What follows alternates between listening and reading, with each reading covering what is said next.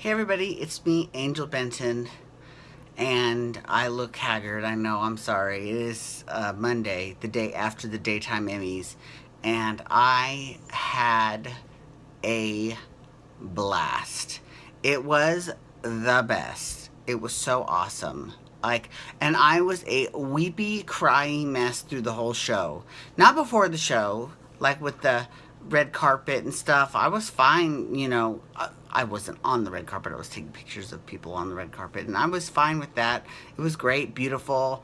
Everyone looked amazing. Most people looked amazing. And when we got to the actual show part, they opened the show with someone with five or six daytime celebrities singing Hallelujah. Yeah, no, it was sick. There was no. So there was Robert Palmer Watkins, who plays Dylan on General Hospital, Tristan LeBeau, who plays Reed on Young and the Restless, Eric Martzoff, who plays Brady Black on Days of Our Lives, Jacob Young, who plays Rick Forrester, Maya Avant, her real name is Carla Mosley from Bold and Beautiful, Rain Edwards, who plays Nicole Avant on Bold and Beautiful. I'm sorry, my brain is still not going. And Nadia Bjorlin, who plays Chloe. I think that was it. I don't know, but they all sang Seasons of Love from Rent. Oh my God. Opening number, bawling. Bawling opening number. Then, the queen of daytime herself, Erica Kane. God rest Erica Kane. We love Erica Kane. Susan Lucci comes out and she delivers this beautiful tribute to Agnes Nixon, who created All My Children, One Life to Live. Visionary woman. She is one of the few visionaries of our time. Like, in terms of entertainment, there are maybe four people I would consider serious visionaries. She is one of those four. Walt Disney's another one, so that should tell you how fierce she is.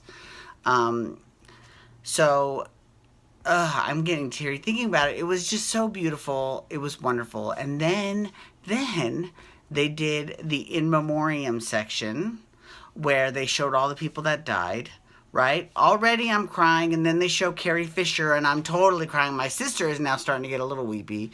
She didn't cry the whole show, but she was like, "It's okay, you can cry." And I'm like, and the very last one was Stefano Demira, Joseph Mascolo, because he was and he was my favorite, and I created a fake record for him. Every time I would give demos, I would always go, "Okay, so let's look up Stefano Demira," and he's gone, and I was just I mean to end on him, I lost it. I mean, I did not give a fuck who saw me at that point.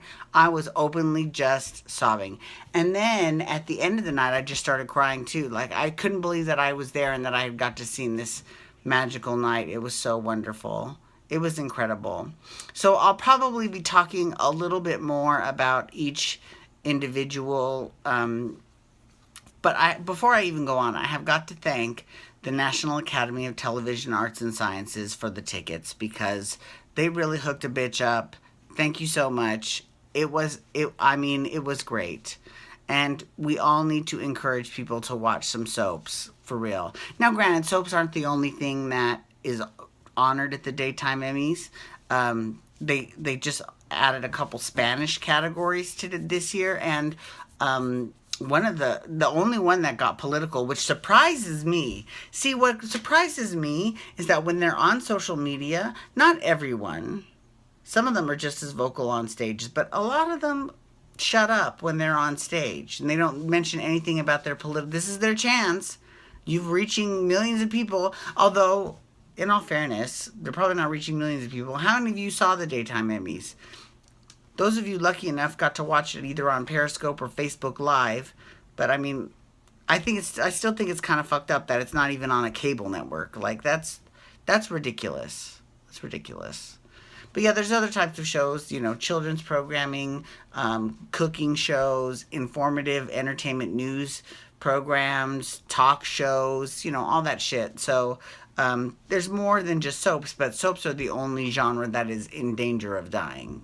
There's down to 4 left. and all four were pretty much nominated in every single category.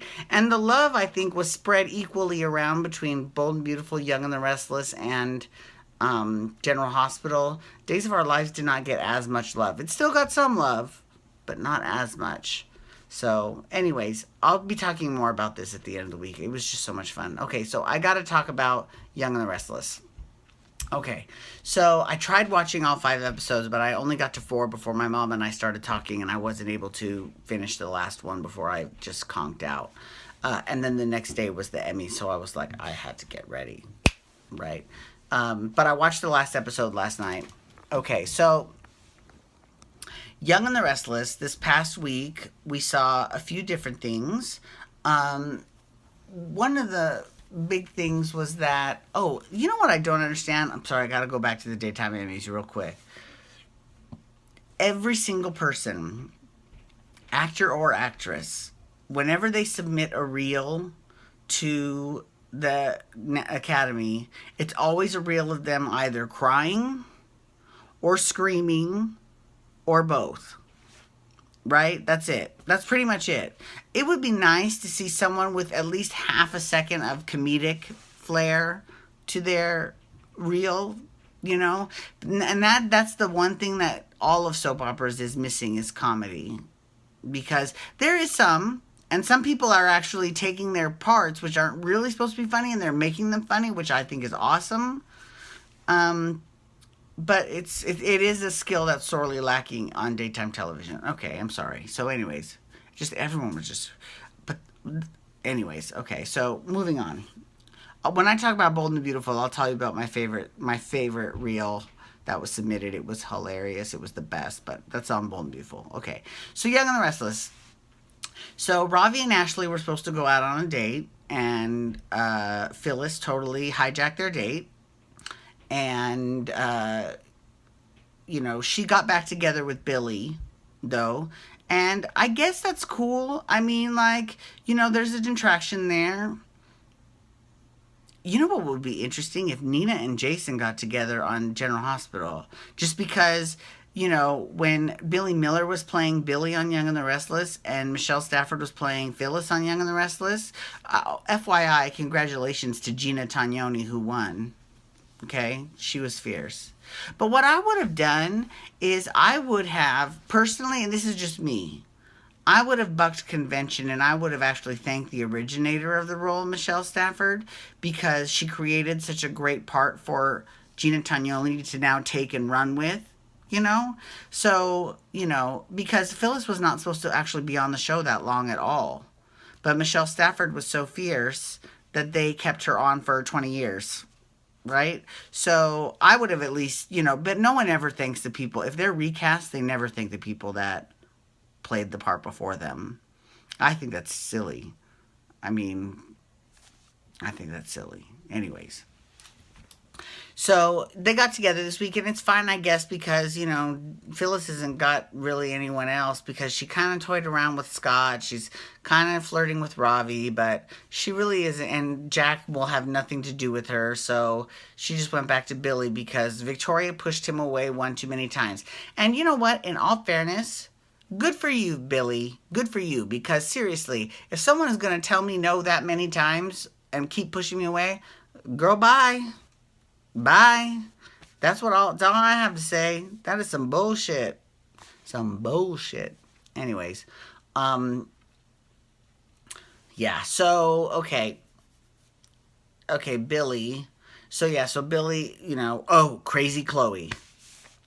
Crazy Chloe really left a good one this week. She sent Kevin and Billy letters saying that Bella is theirs.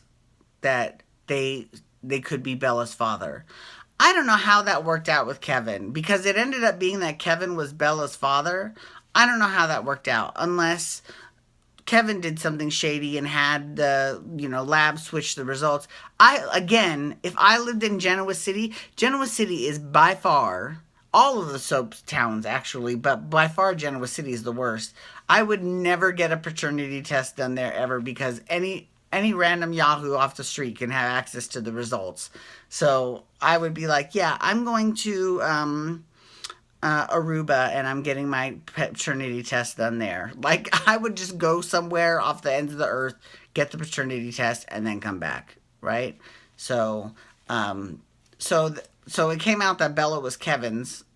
I don't, maybe I missed how he pulled that shit off, but I was for sure certain it was Billy's, but she looks exactly like Delia, so nothing like Kevin. I don't know. Um, And don't give me that bullshit about how Delia looks like her mother. No, she didn't. She didn't look anything like Chloe either. Just saying. Okay. Anyways, that's it for Young and the Restless this week. Victor came back at the end of the week, though, so that was pretty cool. Anyways, thank you so much for logging on today. I do appreciate it, everyone out there, and especially, again, the National Academy of Television Arts and Sciences. Thank you so much for the tickets. You can follow me on Twitter and Instagram, and shout out to my Instagram followers because I was actually able to blow the fuck up that place. Wait, how did Mama Joy say it? He's gonna blow her the fuck up. He said he was gonna blow you the fuck up. He said he was gonna blow you the fuck up. I'm sorry. I love Mama Joyce. I think she's hilarious. Okay, anyways. So thank you for the tickets. So my Instagram feed and my Twitter feed also just and my Facebook feed too, but I can't have that many friends on Facebook, only 5,000. So lots of pictures from the Daytime Emmy. So please feel free to like and comment and retweet as much as you want and subscribe to me on YouTube. You can hashtag YR to talk Young and the Restless. You can also hashtag GH. I don't think I'm going to get to GH tonight. I might have to do GH tomorrow, but we'll see. But it won for Best Show at the Daytime Emmy, so good for them. Okay, have a wonderful night. Peace out. Wubba, wubba, wubba.